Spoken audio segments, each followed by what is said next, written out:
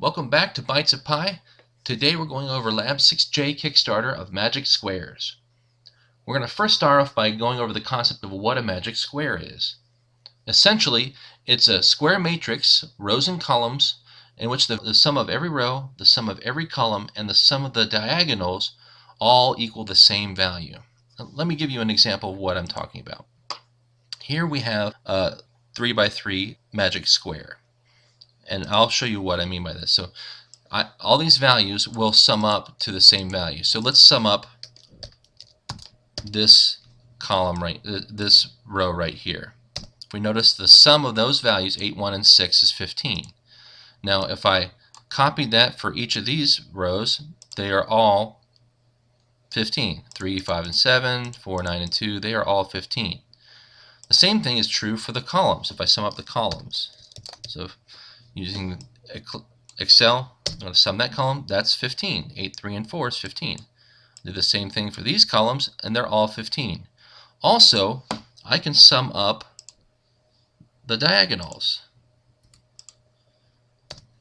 8, 5, and 2 is 15. Same thing with 4 plus 5 plus 6. That's also 15. So this is what we are talking about by a magic square, where the values in the square, the columns and the rows and the diagonals all add up to the same value. Now we have sample data at the end right here in this data that has magic squares, and we're going to read that into our code. We have a class called Lab6j, which will read in each square and we'll determine whether it's a magic square or not. This little runner class will feed things in. Now, the code that you're given has a lot of it filled in. It has the method headers for all of these values. There's a function that'll read the values in, that'll print the square, that'll find the sum of a row, find the sum of a column, find the sum of the main, and find the sum of the other diagonal, and then determine whether it's magic. We're going to be filling in all of these. The read is already taken care of us, so we don't have to worry about that, but we're going to go over these different values. Let's start off by creating a new constructor. We're going to fill in the constructor. This is a fairly simple thing to do. So we're going to create, if they say I want a square of a specific size, I want the rows and the columns to be of that size. So I'll set square equal to new int. They're all going to be integers of that size. So my rows and my columns will be of whatever that size. So if it's a 3x3, 5x5, 7x7, whatever, it's creating a new square of that size. So that's all we need to do for the constructor. The next thing we're going to do is print the square. So let's go over printing. Let's find the print square. All right, we're going to use the extended for loop that we learned to make this simpler. Alright, so I want to loop through the rows. The way I would do that is I would say for int array row in square. So essentially what a two-dimensional array is, it's an array of arrays. So while I know square is a two-dimensional array, every row will be an array itself. So I'm going to loop through the square and pull back all the rows. Now I'm going to loop through every row and pull back every column, right? So here, notice I'm pulling back the integer value. So here's an array of arrays, and I'm pulling back every single array. And then I'm going through every one of those arrays and pulling back the integer. So I'm looping through. So if I was to take a look at my example again, I'm getting this array, looping through that values, getting this array, looping through those values, getting this array, looping through those values. And now I want to print those things out. I'm going to cheat a little bit because I've already printed it out, and I'm going to print out the value at the column. I'm going to tab, print the first value, tab, second value, tab, third value, tab, or whatever until it gets to the end. Now at every row I want to get a new line. I want to print it out so it looks like a square. So notice at the end of the first for loop I want to print a new line so that it looks nice and neat. The next thing I want to cover is finding the sum of a given row. I'm given the index of the row that I want to go through.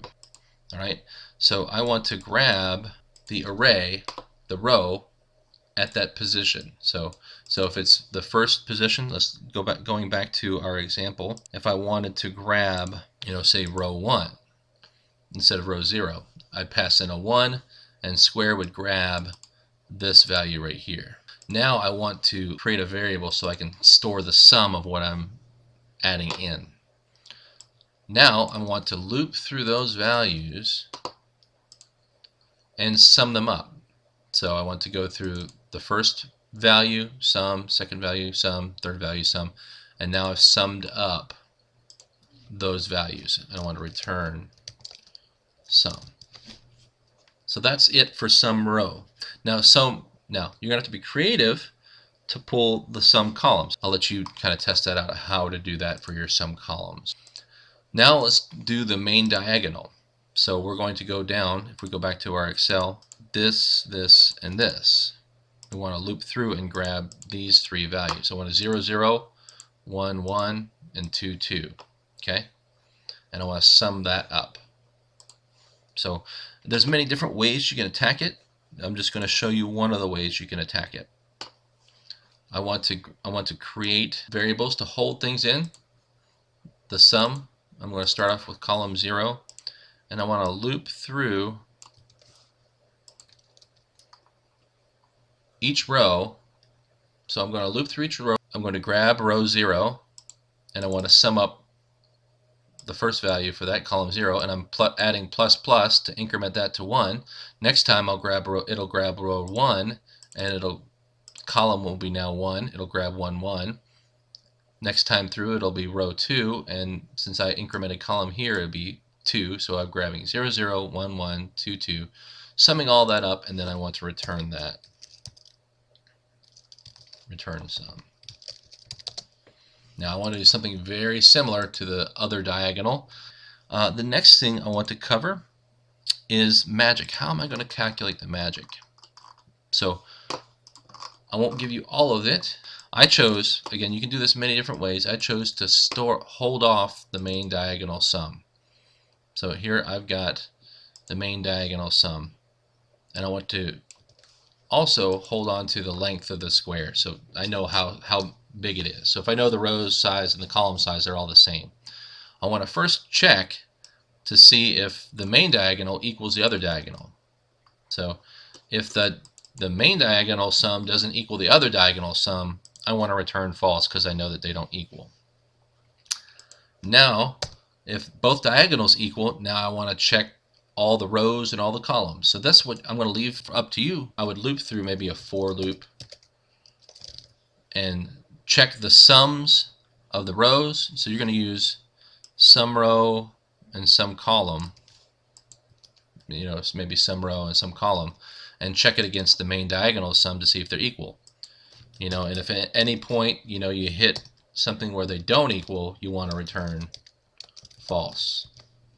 Finally, if you go through all those different scenarios and they all equal the same, you know that it's a magic square. You want to return true. The last thing I want to do is run kind of what it would look like. Again, you want to save your magic data.dat into the same file, in the same file location as your Java files or where you're going to be compiling, and run it. And your program should look something like this. So essentially you can see how I read in square 1. It told me the row sums are 15, 15, 15. Column sums are 15, 15, 15. The main diagonal sum is 15. The other diagonal sum is 15. Is it magic? Yes.